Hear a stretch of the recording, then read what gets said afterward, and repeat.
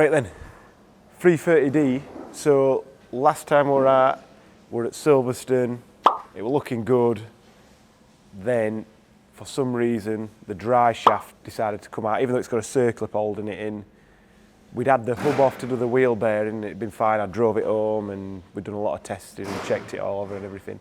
But then we just got a little drip from the axle and it just come completely out. Dripping onto exhaust, smoke everywhere.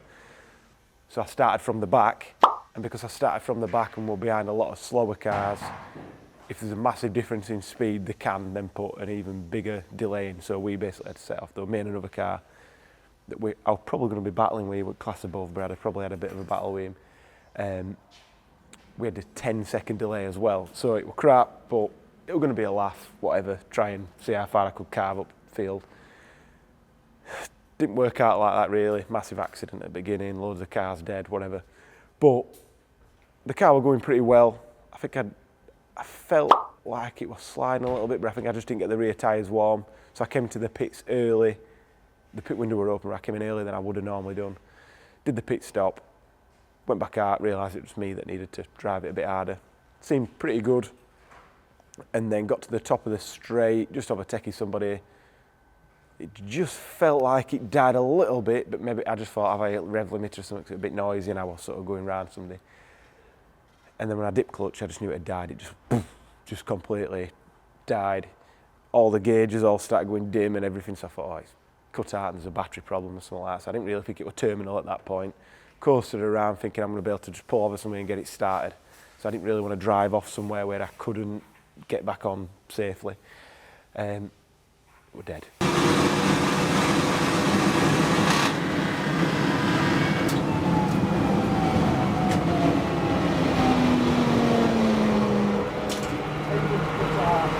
Battery isolator weren't working, everything was just dying. So I had to wait till the end of the race, embarrassingly, and just wave at everybody as they were driving past. But this, afterwards, we checked it and we think, sorry Paul, I just got to get in your way. So this here is the isolator. So when we checked, this had just died, basically. We're only letting 5 volts through for some reason, obviously, should be 12. So we bypassed that, and then Paul started it up, and I don't think we've got a video of that, but we'll put a video of what it sounds like now when he does it.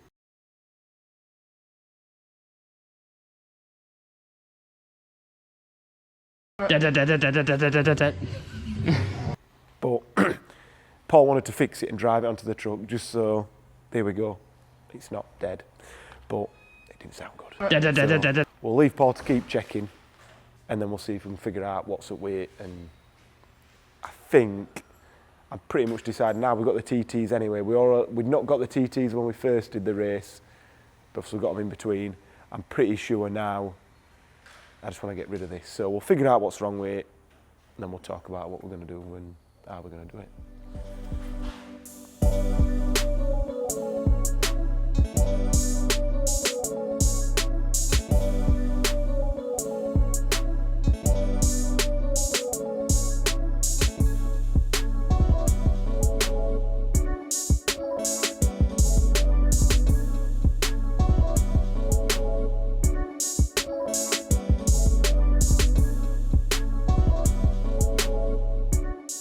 So, you've heard what it sounds like.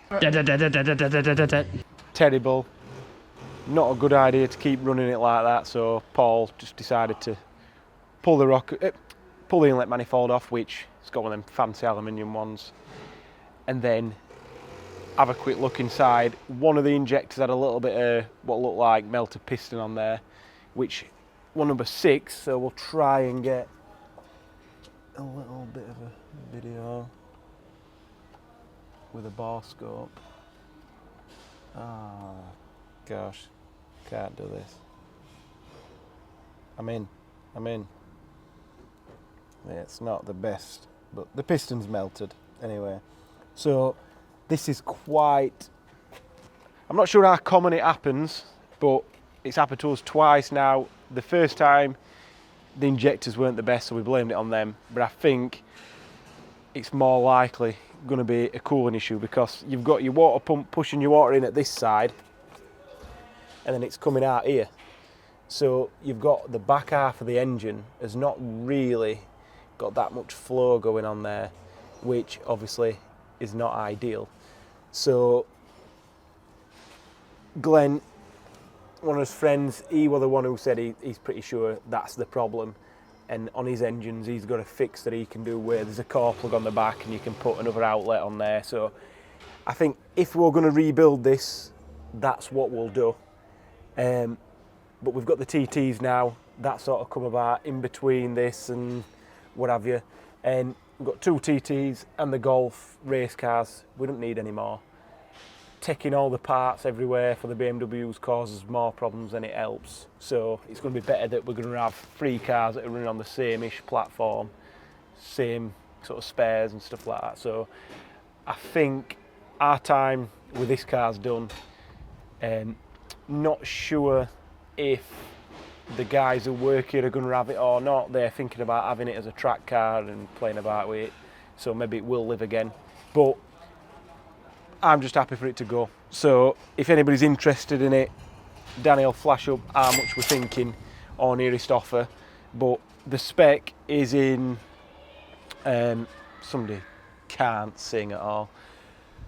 The spec list is on our website. Click on that and have a look, and pretty much everything's on there. It's running at the minute 2566 turbo, because we're having a bit of a play about. The exhaust manifold seems to be the limit there. It did have a big set of injectors in, but we just put some standard ones back in, or it just come as it is and you have to get your own. Aluminium inlet manifold. It's got everything pretty much to get it ready for racing. We've not got a V-box in there, but it'll just have a random seat and a harness. But yeah, it should have more. We've done absolutely everything to this, which is a shame. The nitrons there worth a fortune. It's also got the Team Dynamics wheels, the big brakes. The ABS is all still connected up, so it's even good in the wet. We've got a spare set of 2 forged wheels, 2 sets of wheels, a staggered set for the wet, a bit skinny on the front so you're understeer rather than oversteering.